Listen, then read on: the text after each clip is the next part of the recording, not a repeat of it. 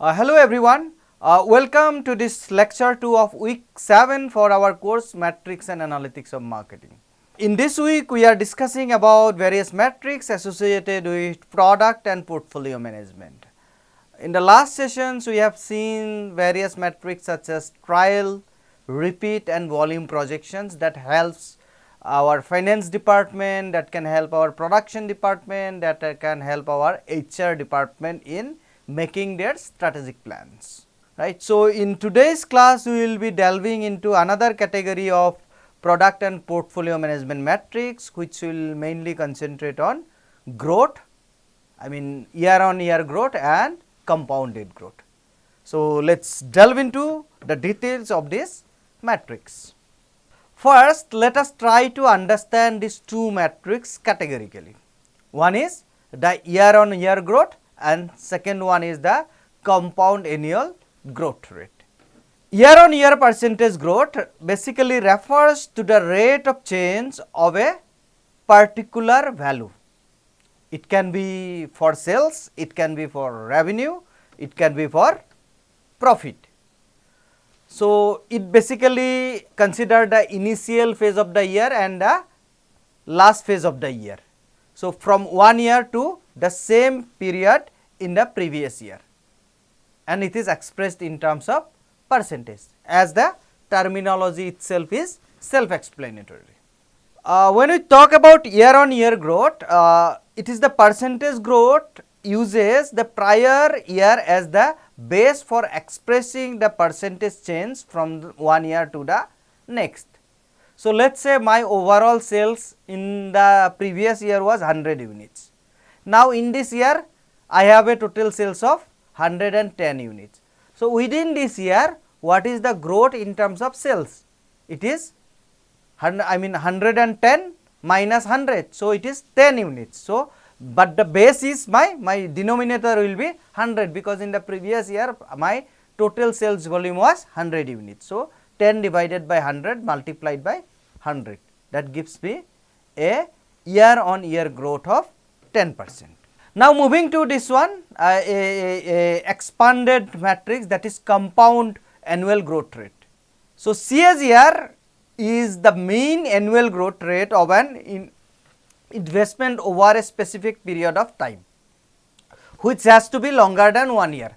Otherwise, there will be no difference between year on year percentage growth and CAGR, right. So, assuming that the profits are reinvestment at the end of the year. So, basically what we are calculating is the compounded rate. It is a smoothed rate that eliminates the effects of volatility in periodic returns.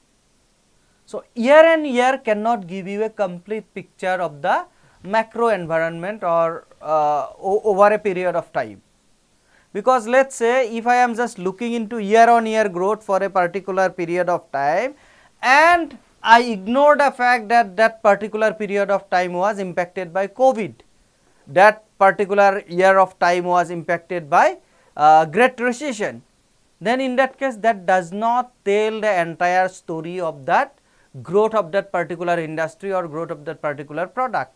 But if I take it over a period of time and calculate the average growth over this period of time, then probably I can fairly assume that this is what the scenario is all about, right. It is similar, like let us say from the COVID period our stock market is going up like anything, right. But in the last year the stock market value was at a stagnancy.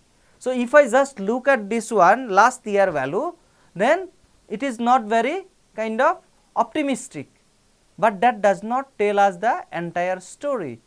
So, if I let us say take a time frame of 10 years, then probably that will tell us a better story. Over longer period of time, compound annual growth rate or CAGR is generally accepted matrix for average growth rates, because it has a protection layer from volatility. If something goes very volatile also, for in a particular year there is a higher growth or very lower growth, in that case also it will be taken care, because we are averaging out the growth of entire span of time. Now, let us look at this purpose of growth. the percentage or and the CAGR metric. To measure the growth, let us first try to understand from a critical angle what it is all about. Growth is the aim of virtually all the businesses. Growth means basically the profit growth. Indeed, the perceptions of the success or failure of many enterprises are based on the assessment of their growth. Measures of the year-on-year growth, however, are accompanied by two factors, two challenges. One is changes over time in the base from which growth is measured. For example, last year my sale was not good. It was at the lowest if I compare over last 10 years. Then in that case, in this year, if my base of comparison is last year, so it is automatically, it is expected that I can get 100% growth, right? But my real growth, if you look at, it should not be 100%, right? So such changes might include increases in the number of stores, markets, or salespeople generating the sales. Another aspect can be, last year I had only, let us say I am a retailer, I am a retail chain, I have only 3 stores. Now this year I have expanded to 10 stores. So obviously it is quite obvious, if my store wise performance is not even good, then in that case also the total number of sales are at a better shape.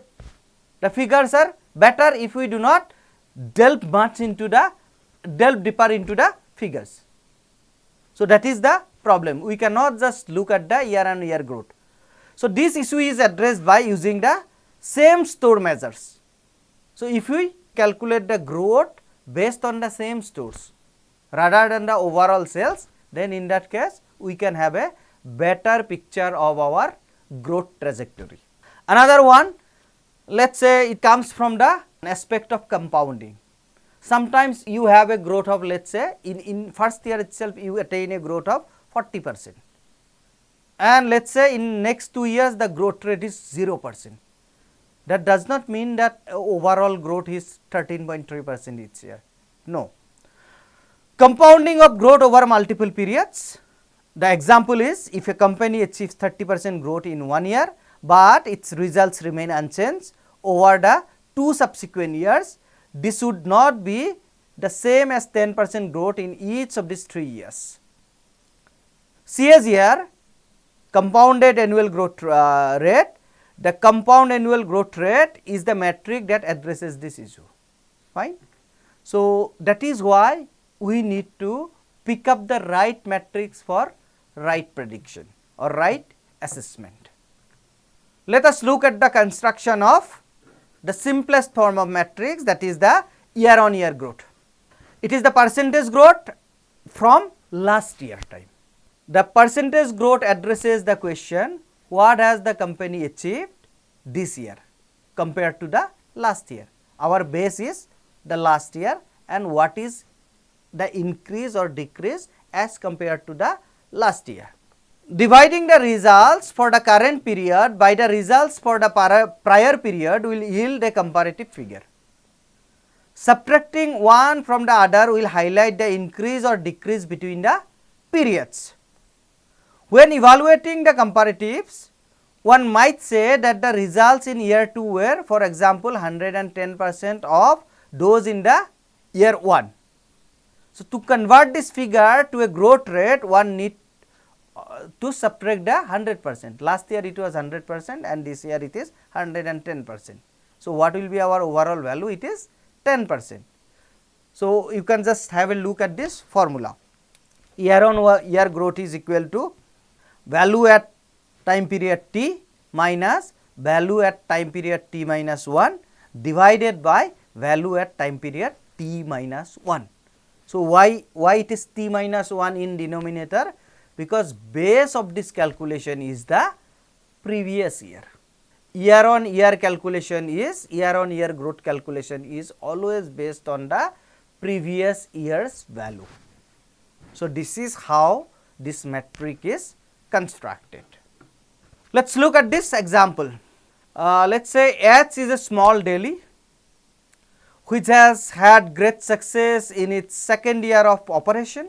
Revenue in year 2 are $5,70,000 compared with $3,80,000 in year 1. It calculates his second year sales results to be 150% of the first year revenue, indicating a growth rate of 50%. How the calculation is done? So, what is the value at time t? It is $5,70,000. What is the value at time frame t minus 1? That is previous year, it is 3,80,000. So, 5,70,000 minus 3,80,000 divided by the base value is the previous year's value, that is 3,80,000, which gives us a value of 50%. I think it is clear. This is quite easy to conceive. Now, we need to have an understanding of this same store growth. Otherwise, I mean, apparently it will look like the company is growing, but the company is not growing because of its business model, rather it is growing because of this capital investment. So, that is why to address this issue, what we need to do? We need to have a understanding of the same store growth. We will compare the results which are comparable. Let us say last year my total sale revenue was 100 units, this year it is 300 units, but at the same time number of store is also increased by 500 units, 500%. Then in that case there is no real growth actually. Numbers are kind of inflated if the entire story is not spoken about. Same store growth matrix is at the heart of retail analysis, especially in case of retail. It enables the marketers to analyze the results from stores that have been in operation for the entire period under consideration. The logic is to eliminate the stores that have not been open for the full period to ensure the comparability. So, basically this year I have 5 stores and next year I will have 10 stores. These figures, absolute figures are not comparable. If I have to compare something, how I am performing as compared to my previous year, then only the last year's 5 store has to be compared. The new stores cannot be compared. When both same store growth and the general growth are strong, a company can be viewed as effectively using its existing base of stores, right. So, what happens? The same store's growth sheds light on the effectiveness with which the equivalent resources were used in the period under the study versus the prior period. So, basically it is ensuring that you are only comparing the period, only stores which were existed in the previous year. The absolute values cannot be compared, otherwise the results will be spurious in nature, interpretation will be spurious in nature. In retail, modest same store growth and high general growth rates would indicate a rapidly expanding organization in which the growth is driven by investment. Fine. Now, look at this example, probably it will give us a clear idea about why same store concept should be applied in our analysis. A small retail chain in Bavaria posts impressive percentage growth figures, moving from 58 million to 107 million in sales, which looks like an 84% year on year growth, right. But despite this dynamic growth, however, the analysts cast doubt on the firm's business model, warning that its same store growth measure suggests that its concept is failing. Look at the figure, look at this table. Store A, which was opened in year 1, and in the first year its revenue growth was, let us say 10 million, but in the second year it slipped to 9 million. Similarly, for store B, year 1 the growth total revenue was 19 million, in second year it was just a marginal increase to 20 million. Store C, year 1 it was 20 million in the first year, which got dropped to 15 million, significant drop. Store D, year 1 it was 9 million and there is a marginal increase to 11 million, right. So, if I just look at this A, B, C, D, these 4 stores, overall what is happening? We have a drop of sales, we have a drop of revenue. But in the second year we have introduced a new store which resulted in a revenue of 52 million, right. So, now if I consider the entire year on year revenue without considering without acknowledging the fact that we have invested a lot of money in opening a new store in the form of store E, then in that case it will not be the complete picture. So, what is comparable is which was existed in the previous year. So, if I look at the overall revenue of the stores A, B, C and D excluding the store E which was not existed in our previous year, then in that case it was in the first year it was 58 million, but in the second year it will be let us say 9 plus 20, 29 plus 15 is your 44 and 11. So, 55 million. So, which actually there was a reduction in revenue, I mean store to store revenue. Same store growth excludes the stores that were not open at the beginning of the first year under consideration. For simplicity, we assume that stores in this example were open on the first day of the year 1 and 2 as appropriate. On this basis, same store revenue in year 2 would be 55 million. That is the 101 million total of the year less the 52 million which is generated by the newly opened store. This adjusted figure can be entered into the same store growth formula and we will have a negative same store growth. So, store A to D which existed in both the years in year 2 minus the sales of store A to D in year 1. So, it was 55 billion minus 58 billion divided by 58 million which gives us a value of minus 5%, but apparently if we do not consider, if we do not acknowledge this same store concept and also at store A, then it will look like 84% increase in year on year increase in revenue, but in reality it is in declining phase. As demonstrated by its negative same store growth figures, sales growth at this firm has been fueled entirely by the major investment in the new store, not organically. This suggests serious doubts about its existing store concept.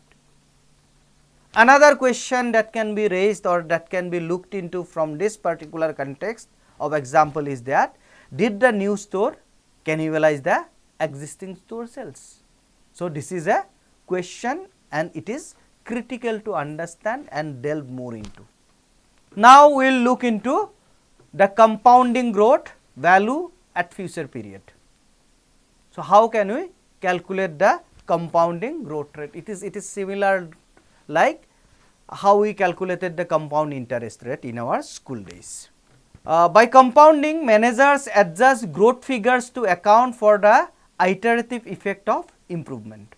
For example, 10% growth in each of the 2 successive years would not be same as the total 20% growth over the over this 2-year period. The reason growth in the second year is built upon the elevated base of the achieved in the first year. So, base will in the second year the base will be, let us say in year 0 I had a revenue of 100, in year 1 10% growth 110. Now, if I have to achieve another 10%, then the base of this 10% will be 110, not 100. So, I will have to another 10% of 110 is 11. So, total revenue has to be 121 in order to maintain a growth of 10%. Growth in the second year is built upon the elevated base of achieved in the first.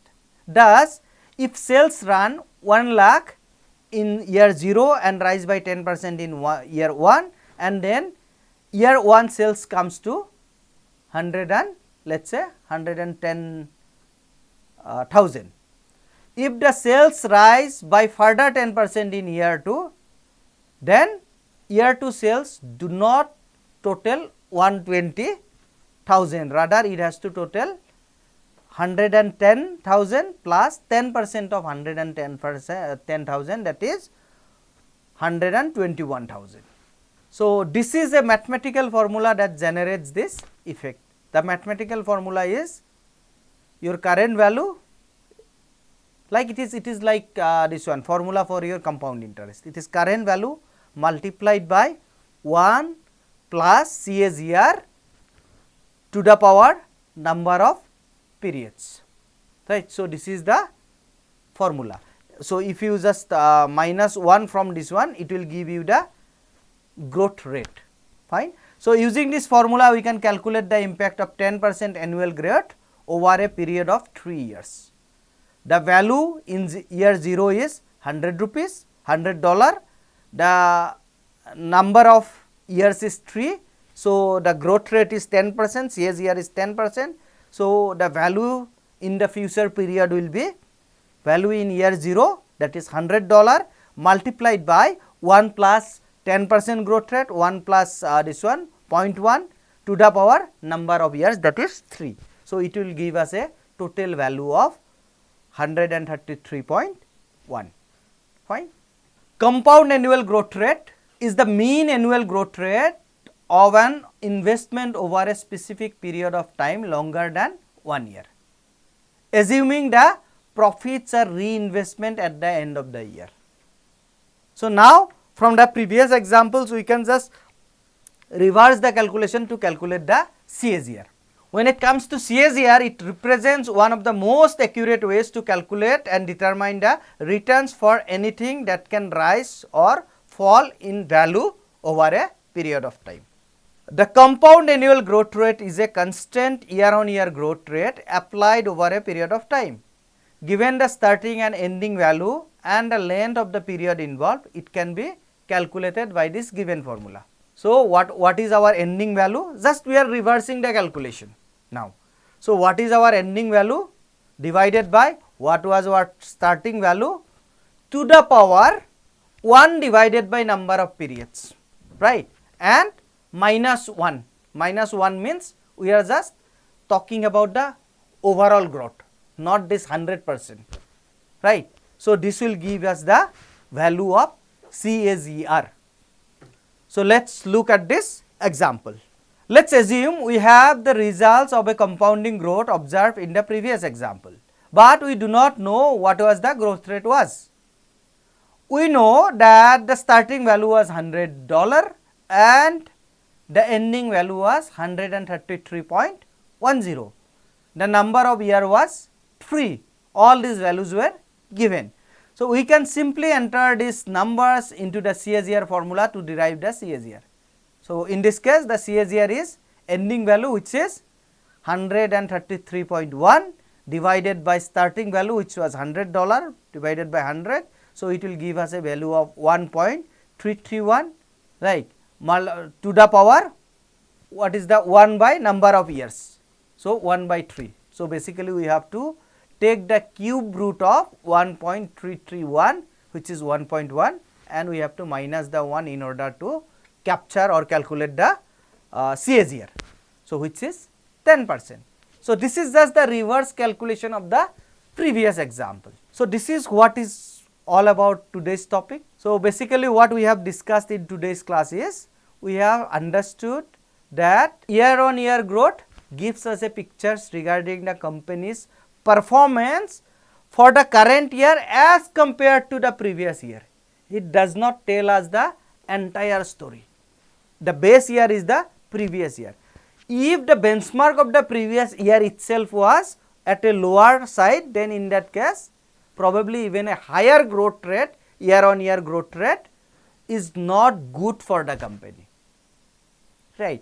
So, on the other hand, what is a better strategy to look into is that we have to look at the growth over a period of time, and that can be looked by a matrix called a CAGR, which reflects the average growth per year over a period of time.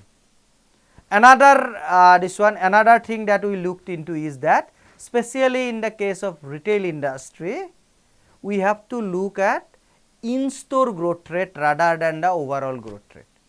So, if we have to compare this year's growth with the previous year's growth, whatever is newly invested in this year should not be taken into consideration, otherwise it will give us some spurious values, like we have seen in the example that the absolute growth rate was 84%, but if you looked into detail, when we dive deeper, that store to store growth rate for 4 store which was existed in the previous year was in the negative form, like it was a decline in sales. So, the company's business was not in a good shape, but the numbers were kind of inflated because of this reinvestment amount, right. So, in the next class we will look into some other metrics related to product and portfolio metrics. Thank you.